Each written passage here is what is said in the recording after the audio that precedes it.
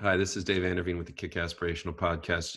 The Kick Aspirational Podcast is all about helping people break through barriers in their life and create the life they want. I think now that's more important than ever. Trying to do a series of podcasts around how people are dealing with COVID-19 crisis, this pandemic, how they're adapting and changing their lives, and also how they've been successful in the past and how they're bringing that into the future. Today, the conversation with Jim DeCicco is really good. He's from Super Coffee. It's a brand started by Kitu, it's like the key to life. And it's all about positive energy and a lot of things that feel pretty familiar to me. But it's all about how he and his brothers, who are in their mid-20s, created this amazing, one of the fastest growing beverage brands right now, emerging brands in the country that has really been transformative in their own lives as well as the people that they work with. First, from a product and brand standpoint, but more importantly, how they've made big decisions to leap and to create this life that they want rather than the one that they had. And they had some great things going on. They were college athletes. They went to great schools. And Jim, who was the first one to graduate, had a really good career with BlackRock, a great private equity company. And I think the story about how they decided to change and transform is really interesting. One of the companies that I work with, RX3 Investments, it's a private equity firm with Aaron Rodgers and Nate Robbie and Byron Roth, is an investor in Kitu Coffee, Super Coffee. I want to disclose that. But, I fell in love with the product using it. I'm not just saying that because we have money in it. I actually think it's one of the best coffee products I've ever had, both by the nutritional label, but also just on the taste. I drink their sweet cream creamer as a dessert. I wanted to have a conversation with Jim because I think what they're doing is really special and the way they're growing is remarkable. But most importantly, the way they've created a culture and the way that they live deliberately is a good lesson for all of us right now. Jim says, he quotes Mike Tyson, he says, everyone thinks they have a plan till they get punched in the face. And that's a great lesson for all of us as entrepreneurs. It's about what he calls not just being persistent, breaking through something, but having perseverance, doing it every day, fighting that resistance, like we heard about from Aubrey Marcus in The War of Art, in this resistance from life that wants you to stop doing things, when really what we need to do is probably be more dynamic than ever and put more effort out than ever. Jim also did us a great favor. If you want to try the product, he gave us a 25% off code. You can use KickAspirational25. I think it's the first time I've had a discount code. They're not sponsors of the podcast, but they are good friends, and we really appreciate him coming on today. And so if you want to try the Kitu Super Coffee, buy it from their website. You can find them at Super Coffee or at Drink Super Coffee on Instagram. But go to their website, Drink Super Coffee, and use our discount code KickAspirational25 and try some of this for yourself. Enjoy the podcast. This is a great one of my new favorites. Today, we're going to be talking to Jimmy. Jimmy, how do I say your last name? I'm not good at Italian. That's right, DeCicco. DeCicco, good. I was going to say DeCicco, but DeCicco. And you're with Kitu Life, Kitu Super Coffee. A lot of people may be familiar with these. I'm a huge fan. Little disclosure, I'm with RX3 as part of my work, and we are an investor in Kitu Super Coffee. Right? That's right. Yeah. Yes, sir. Super excited. But your coffee is like, regardless of whether or not I was part of RX3, your coffee and particularly your creamer, and this is the vanilla one, but I'm just doing a little plug for you because I freaking love this stuff. The sweet cream in particular, which I've already drank through, is unbelievably good. I had Connor from RX3 dropped off some of the stuff for me. Unbelievably delicious and no sugar, right? It's like 0 sugar, MCT oil, and then you've got some protein in there. Can you tell us a little bit about the product? Yes, sir. Yeah, man. Thanks for the support and the plug. So for us, we wanted to drink bottled coffee, but everything out there had a lot of sugar and a lot of calories. And we believe like you don't need to sacrifice. There you go, drinking the creamer straight. We believe that you do not need to sacrifice taste for health or health for taste. Like healthy things can taste good. So our products are all 0 sugar. They're super low calorie. Our sweetener is monk fruit.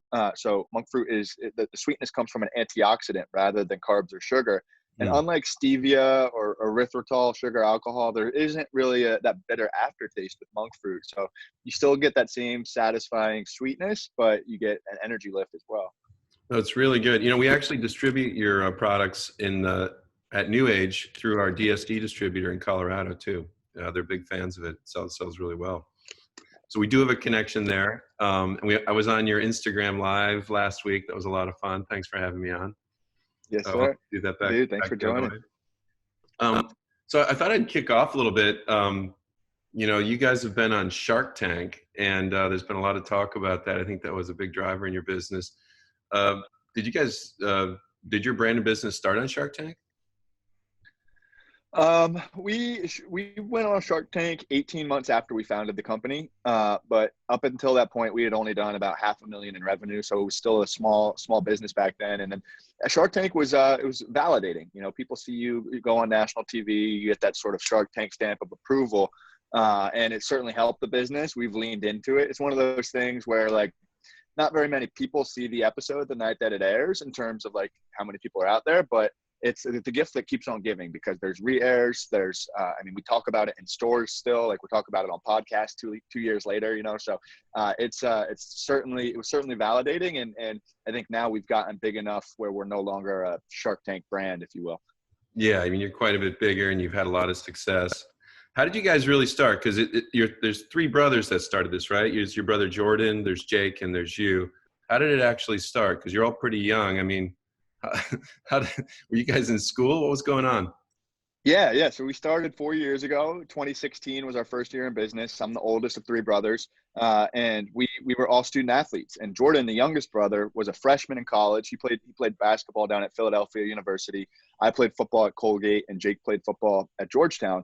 And Jordan was falling asleep in class. He had 5 a.m. workouts, late nights in the library, and his school store only offered the Starbucks Frappuccino that had 40 grams of sugar, 300 calories. He was like, dude, this makes me fall asleep. And I need something that wakes me up, but something that's good for me, tastes good. So that's how he started brewing it. And he never intended to start a business. He just needed something that got him through practice, got him through class, got him through the day. And it was organic coffee with protein, MCT oil, which is a healthy fat that our brain burns for fuel. And again, we sweetened it with this stuff called monk fruit, and monk fruit's an all-natural sweetener. The sweetness comes from antioxidants, and it worked so well for him that he started selling it to his teammates and his classmates and his coaches. And he called me and Jake, his two older brothers, and he said, "Hey, man, I'm dropping out of school to start this coffee company." And we're like, "What are you talking about?" Like, basketball was this kid's life. You know, he was a full scholarship basketball player, all-conference point guard as a freshman, and to give that up to start a coffee company that he knew nothing about was like, I mean, we knew he was serious. And then Jake and I joined him partially so he didn't mess up his life, but also because it was a cool opportunity. Tell me about that a little bit. I mean, you know, there's one of the books I really like is called what's it called? When to Leap, I think it's called, but it's all about different entrepreneurs that have, you know, been playing with something, been toiling with something, been thinking about something, working on something. And then there's a point where you've got to be like, boom, I'm out. I'm doing this. Your brother did it first, right? So Jordan was the first one to leap, and he leapt from a full scholarship basketball program that he loved into this business. Can you tell me a little bit about how he made that decision? Yeah, and once he had a product that worked for him, his teammates saw his new energy. Like the efficacy was totally real. You know, he was no longer falling asleep. Like he had more energy than ever. He was playing better on the court, and so his teammates were like, "Yo, can you make us some?" So he just started making bigger batches, and it clicked to him. He was making money every week, you know, selling it to his teammates, and it clicked. He was like, "Let me look at this opportunity." It's a $2 billion bottled coffee is a $2 billion category. This was back in 2016. $2 billion category, and that Starbucks Frappuccino did 90% of it. That was doing 1.8 billion every single year. So Jordan was like, holy shit, there's a huge opportunity here for me to disrupt this age-old category. Like, he didn't invent bottled coffee. He just made it better. And he knew that if he was a full-time student athlete, the company would never work. Yeah, to your point, like, you got to be fully in at a certain point. So before he went back for his sophomore year, he sort of called a family town hall and was like, look, guys, I'm making this decision. I'm going to pursue this thing. My parents reluctantly supported. And then Jake and I helped out. We were all in, and ignorance was truly bliss. You know, like, if I knew then what I know now, I probably wouldn't have done it. Like, I was working in finance in New York City, and like, we didn't know how hard it was, which is why we were able to do what we did, because we just we'd run up into an obstacle and we'd sort of find a way around it or through it. So that's really interesting. I mean, I think, Brent Willis, who's our CEO at New Age, my boss, he hates it when I call him that, but I love to call him that. He gave us all a book recently called Grit. That's all about perseverance and resilience. And it talks about the fact that, when you're looking at special forces, or I think entrepreneurship, or a lot of things where, it's kind of hard to predict who's going to be successful. One of the big differentiators are people who just stick to it and don't quit and figure out ways through it. I mean, it sounds like you guys, one, you had perseverance. You'd already been athletes. You've broken through barriers in your life there. And then you kind of just kept pushing through it. What are some of the bigger areas where you had to have grit, perseverance, where had some major failure points that you had to figure out? What were some of the big lessons so far? Yeah, no, good. It's a good point. And one distinction I want to make is the difference between persistence and perseverance, because you definitely need both. And persistence is sort of directing all of your energy at one obstacle to overcome that obstacle. And I think in most people's lives, they can point to a moment where they were persistent to overcome a challenge, to solve a problem, that type of thing. Perseverance is doing that throughout the course of a career, and that's the hard part, right? Like you can muster up the courage and the energy to solve one solution, but can you do it every single day? And most businesses that fail, or most startups where people give up, is they lack that perseverance or that grit. And that's what Angela Duckworth talks about. So for us, in the beginning, we were too small. So distributors wouldn't carry us because we didn't have stores to sell to, right? Like we talked to Brent probably back in 2017. He was like, look, guys, you don't have any business in Colorado. I'm not going to take on your brand.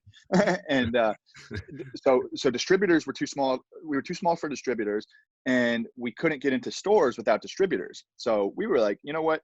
Let's make delivery. Let's just do this ourselves, right? If nobody's going to distribute our products and stores aren't going to carry us, we will be our own distributors. So for the first 18 months, Jake Jordan and I would wake up at 4 a.m. and we would deliver to stores around Georgetown University while Jake was finishing up his senior year. So we got into Whole Foods, we got into some college campuses, and we were the DSD. Like we were our own distributor. So we overcame that solution. Like the fact that nobody wanted to work with us, we're like, let's control what we can control. We bought a van and we started making deliveries.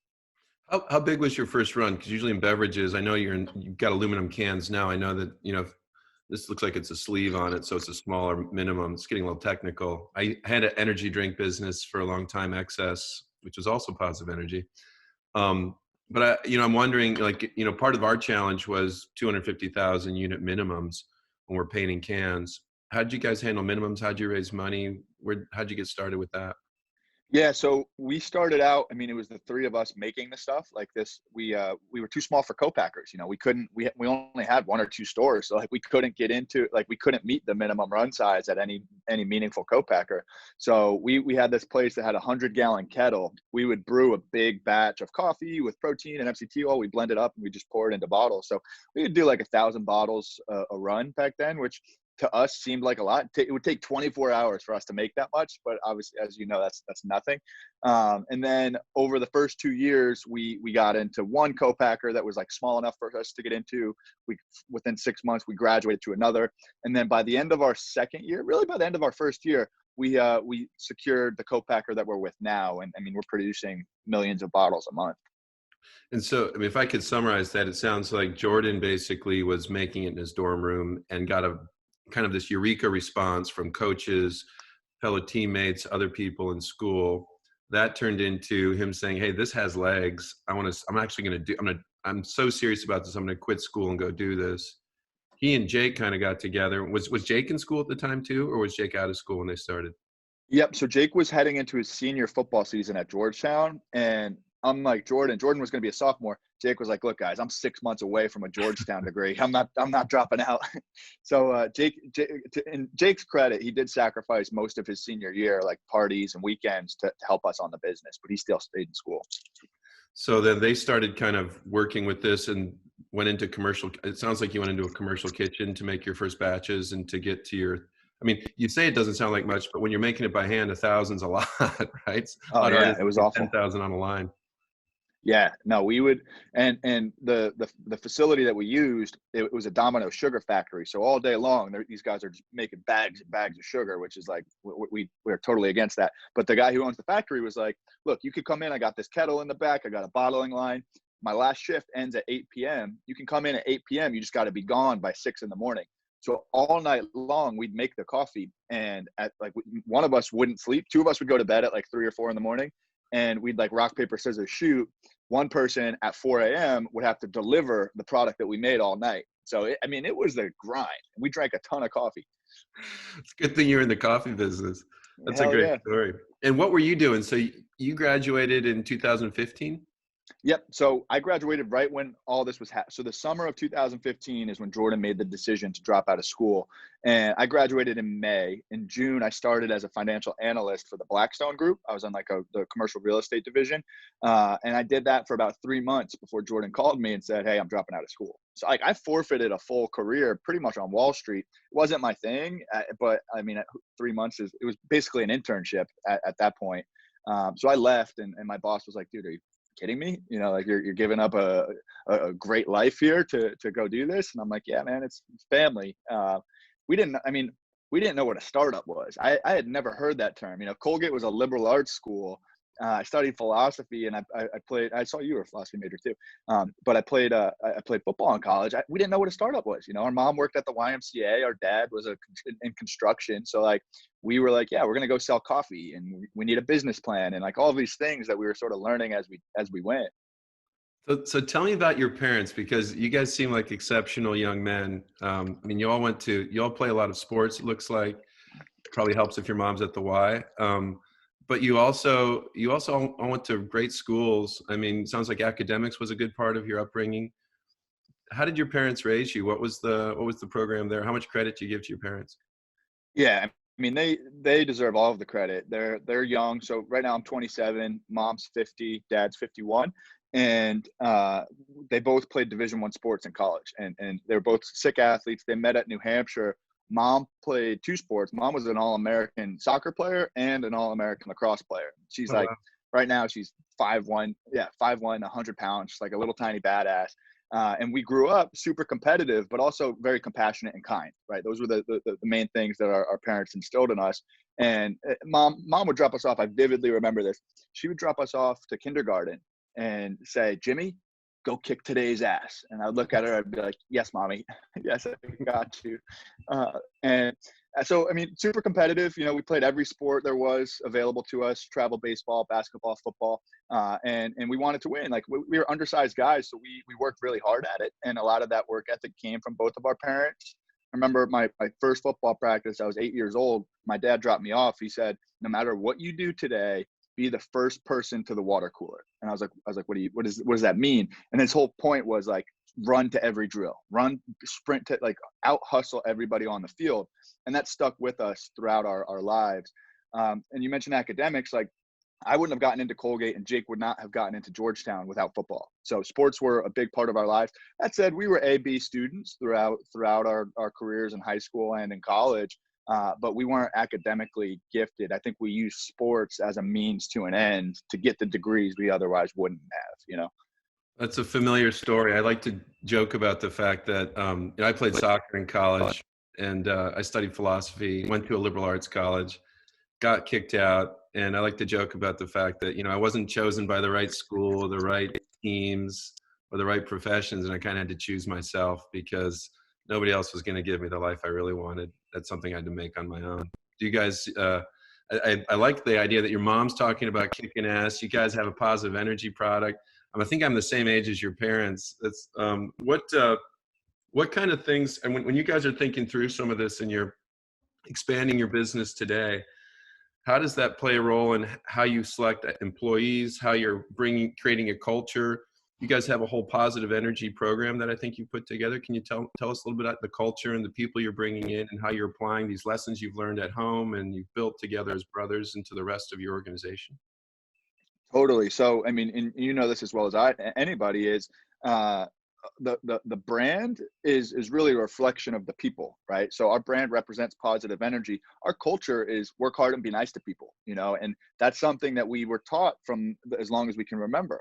Our mom and dad would always sort of instill that into us: work hard and be nice. And that's what our brand is about. That's honestly, that's what our business plan has been. And when we interview people, at first we hired a lot of student athletes, because to your point on grit, like this shit was hard. You know, you didn't need to be smart. You just needed to work your ass off. And that's always been the differentiator in our business is we work harder than the competition. And today I say our team is our barrier to entry. So now in the interview process, I mean, we're 85 full-time employees. We're 150 part-time. And when we interview a new candidate, we let them know, we're like, look, this is not a 9-to-5 job. This is going to be the hardest you've ever worked. But at the same time, it's going to be the most fulfilling, the most rewarding. You're going to come home every night with a smile on your face, you know, and you're going to do it with the people that you love. And it's not for everybody. You know, a lot of folks are like, whoa, I want my weekends to myself, or I want to spend time with my family. But the people who do get it and enjoy it are usually folks who played sports in college or competed at some level. My college roommate was a Navy SEAL, and you know, when you're going through Bud School, they have this bell the whole time. The whole point is ring the bell, man. It's right here. All you got to do is ring it. You don't have to be a part of this team. And I think that that mentality is really important when you're trying to build a culture and find the right people, because at the end of the day, your company, your brand, your business, it's all about the people that are on that bus. That's fantastic. So what's the role of sports? You know, you talked a little bit about how it helps you break through barriers, the perseverance, the persistence. What are your favorite sports today? Do you guys play any sports still?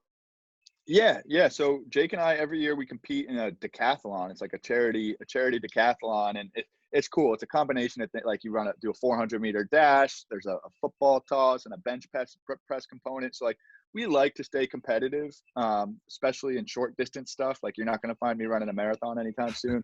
But flag football, basketball, you know, we want to stay active. Fitness is important to us. You know, it's a big part of our lives. You know, like we wouldn't be able to do what we do without fitness. I think it's kind of like the adage of like, give the work to the busiest person in the room. Like, because we're moving so fast on the company, like our bodies need that same type of stimulation, both physical and mental. So sports, not only has it taught us persistence and like doing hard shit that other people don't want to do, it taught us teamwork. You know, like we've all played team sports growing up. We were never on individual sports, and like you can't win a football game with one good player. You know, and it's sort of corny but true. Like you're only as strong as your weakest link. So for us, we all help each other, and we look to hire people who make everybody else around them better. And I think that's what the best players, when you look at like iconic players, like Kobe Bryant, for instance, was a phenomenal individual, but he made the whole team better. Right. I think you could say the same thing for Aaron Rodgers at the Packers, right? Oh yeah. Big Rodgers, man. What a career he's had. And shout out to Aaron. I don't know if people know that he is one of the R's in RX3 and a Super Coffee investor alongside you. What's the who's your favorite athlete? That's a great question, and normally I have a quick answer to that. Favorite athlete, man, I like the versatile athlete. So like growing up was like Bo Jackson. You know, the people who could play multiple sports, the people who are like super talented like that. I would say right now Lamar Jackson. You know, somebody who's just electrifying, somebody who's unexpected. You know, when he got drafted, they were like, dude, you're going to be a running back. And he goes on to be league MVP, win a Super Bowl. Actually, he hasn't won a Super Bowl yet, but someday. Who are your athlete investors? I think you guys have a pretty good roster of athlete investors, don't you? Yeah. So going back to some legendary NFL guys like Boomer Esiason, used to play quarterback for the Giants, for the Browns, and maybe the Bengals. Anyways, Boomer was probably one of our sort of legacy athletes. Aaron Rodgers and the folks at the RX3 fund. So Josh Allen is a quarterback for the Bills. Sam Darnold from the Jets. Baron Davis, NBA All-Star, played for the Warriors, played for the Knicks, Charlotte Hornets. Baron's awesome, man. He's really become one of our close friends. Forbes just did an article. I'll text you the article that Forbes did on Baron's investment in our company. And then other athletes, I would say, so Patrick Schwarzenegger doesn't really count as an athlete, but he's big into the fitness scene. Yeah. Yeah. And you guys is Russell Westbrook one of your investors too? Yeah. So we're working on a deal with Russell through Baron. So Baron's bringing his guys in. Yeah. And then I guess, I mean, when is this podcast going to come out? Because we're in like live negotiations with a few other athletes. We can do whatever. It's up to you.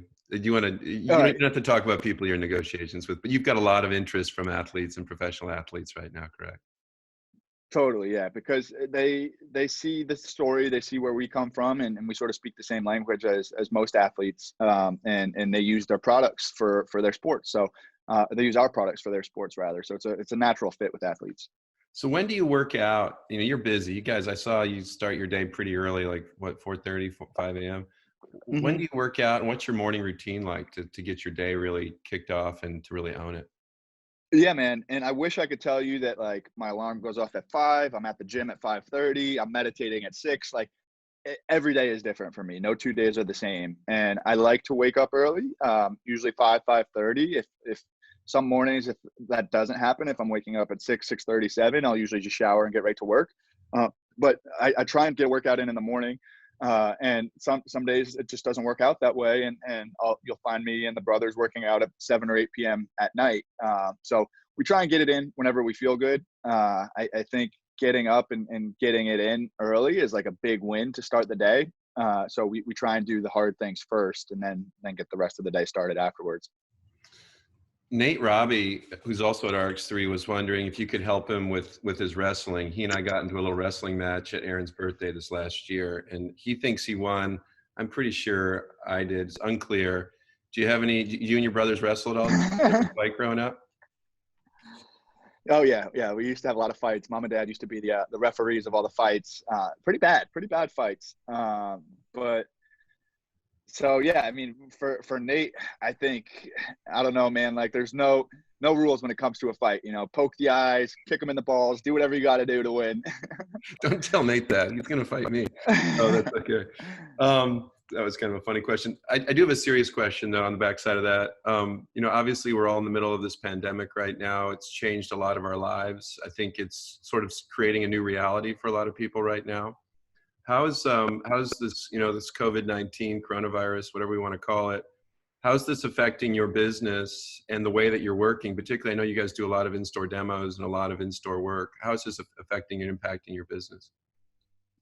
Yeah. So, I mean, really, since things started changing with restrictions and shelter in place, work from home, probably a month ago now, our rhetoric to the team has been, we cannot be preparing for a blizzard. We need to be preparing for a long winter, right? Because nobody knows how long this is going to last. And when it is over, it's not like things are going to go back to the way they used to be just like that. So it is a new normal. I would never say that it's business as usual, but we're lucky to be in a protected industry. As you know, food and beverage distribution is a key part of the supply chain. And we are the men and women that are responsible for stocking shelves, So for us, our team is still in stores when and where it can be done safely, but they've been instructed to help. So for instance, like with New Age Beverage, you guys carry dozens of brands. If our distributor rep or if our store managers are packing out seltzer or water or soup, or there it is, a little cold brew, we're helping them do that. Even though they're on the Super Coffee payroll and they work for Super Coffee, we need to help our partners do their jobs because everybody is spread thin right now. So our work is continuing. Sometimes sales reps who may feel unsafe in stores are going in before stores open and after stores close to avoid the crowds, but still continue to do their jobs, get the orders, and stock the shelves. So we take it day by day. I mean, as you see, there's new information that comes out about this virus and about how different counties or communities are responding to it. So we do not want to make brash decisions. We want to make decisions as the information comes available to us. Are you guys are you using like personal hygiene, social distancing, better sanitation? Are there practices that you're putting into how they're delivering and working that are different than maybe they were before? Totally, man. And it's wild how fast it changes. So right now, all of our employees have masks, they have gloves. If they're going into stores, they stay 6 feet apart. But like I said, most of them avoid busy hours of stores. So they'll go in when shoppers aren't there and they'll just help stock shelves. But it's crazy how fast things change. 2 weeks ago, you'd be in a grocery store and you'd see maybe one or two people with a mask and be like, oh, look at those weirdos wearing their masks. Right. And now if you go into a store and everybody's wearing a mask, and if you're not wearing a mask, you're sort of the weirdo, So right. Like it's wild how fast people have reacted and sort of taken action against this virus. So if you're thinking about this, this long winter and probably some fundamental changes to our world, and I agree with that, by the way. I think, it's unclear when this is going to change and when it's going to get better, or when we're going to be able to go back to any sort of normal existence. A lot of things that we're seeing in our business are people are using virtual meetings, just like today we're using a Zoom meeting to do this because we can't get together physically to do it, or they're using more social tools. If you were in college today, or if you're talking to your brothers in college, if you're looking back in the 2013 to 15, selves that you were, what kind of advice would you give to kids in college today who are like, geez, I don't even know how to go to school anymore, let alone what my work future is going to be? What sort of things would you suggest right now? Yeah, so it's funny how things change, and we talked about this on our Instagram live last week with you. Is like people think that that busy hustle, go go go, is something that they have to do, and now that our society has shut down, it's clear that that is not the life that you have to live. I think we all sort of get stuck in the rat race, especially when you're building the business. But for the college students, I would say this is the time when we all have something that we keep pushing off until we have more time. Well, guess what? That time is now, right? We all have more time to do that thing, whether it's meditate or lose some weight or get in the weight room or write that book or do whatever it is that we haven't had time to do. We have that time right now. So what kind of person are you to, like, ask yourself, like, the stuff that you've been putting off, will you are you taking advantage of it? Because if you're not doing it now, then you're probably never going to get it done. So I would say this is a time, this is separation season. A lot of people are sitting at home turning on Netflix and taking advantage of this time off. Few people are doubling down and taking advantage of this free time that they have on their hands, whether they're starting a company or getting those extra reps in while their competitors are not. So I would say use this time to your advantage to create that competitive edge. Yeah, I mean, it seems like living deliberately is more important than ever, and having a plan is more important than ever. Taking action. One of the things you talk about, I've seen you talk about, is that in your mornings when you get started, you have this practice of either prayer or meditation, but you said you kind of hit your knees, even though you're not terribly religious, and you want to practice this being grateful for the things that you can be grateful for. Can you tell me a little bit about that? Yeah, man. And again, you and I hit this last week. I love that you have your gratitude practice as well. But it's something that I think when you express gratitude, when it's the first thing you do, one, it's simple, right? It only takes a minute or two to hit your knees. And as soon as you get out of bed, right? No excuse. You don't have to pray to any gods. You don't need to recite any prayers. It could be something as simple as, thank you so much for that great night's sleep that I got, or thank you for that interaction I had yesterday with that partner. That was really fulfilling, made me feel good. Right? Or thank you for my mom and dad, thank you for that meal that I have, or thank you for that cup of coffee that I smell brewing downstairs right now. So I think once you express that gratitude, it sets the intention for the rest of your day, and you approach things from a positive perspective. And it's not as demanding as sitting down to meditate for 20 minutes. Like I love to meditate for 20 minutes, but not every day do I do it. And same deal, like not every day do I make it to the gym for an hour. So the gratitude practice is one good way that I like to start the day. It is very simple. That and making my bed. Those are the two things that are non-negotiable.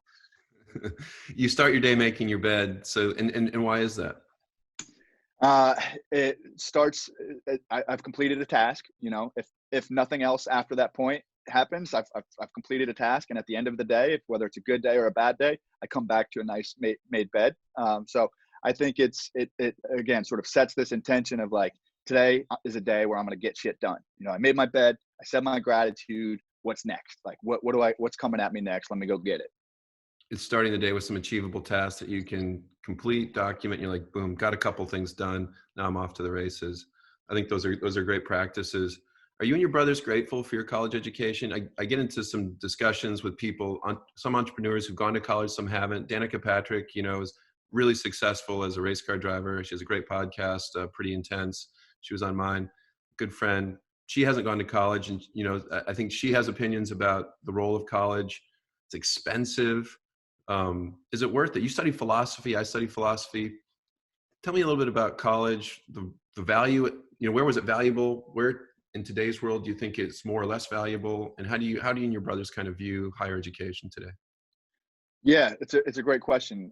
Jake and I, my middle brother and I are people who graduated from two good schools with degrees. And Jordan, the founder of our company, doesn't have a degree.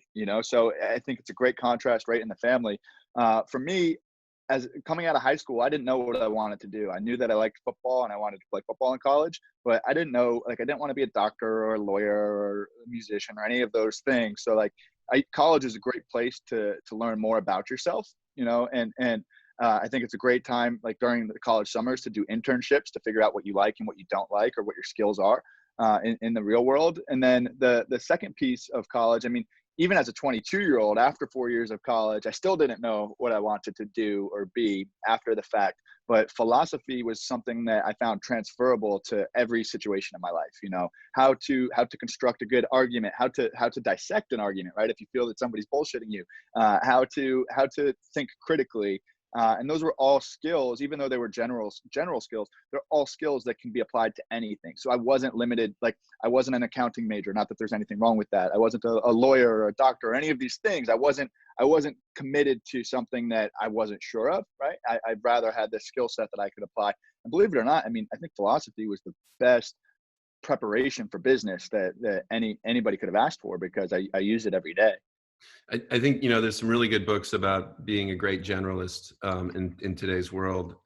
My wife and I favor the liberal arts education that Thomas Jefferson started, that's become popular in America for that reason. And I think, to your point, you don't go to college because you're looking for a specific job necessarily. I think that's probably the wrong reason to go. But it's going so that you can learn how to think and apply critical thought, and learn how to make better decisions. That's really the ultimate value there, especially when we're forming our brains still at that age. If you can afford it and if you can figure out a good place to go, I think those are all good reasons. Do you still read philosophy today? Yeah. Believe it or not, I actually read more philosophy today than I did when I was in school. There's something about when you're told what to do, or things that you're assigned, you're like, no, I'm not going to do that. But now that I don't have to do anything, I actually do more of it. And the philosophy that I subscribe to most particularly today is Stoicism, Oh, and yeah. it's this idea of tempering your emotions, and not getting too excited, not getting too down, and really being able to control your mental, control your attitude when faced with adversity. And it's amazing that these ancient like philosophies are so relevant today. So Guys like Marcus Aurelius or I was going to ask Seneca. about Marcus Yeah, go ahead. Aurelius. Are you reading like Roman Stoicism? Yeah. So there's a great author, a great modern author named Ryan Holiday.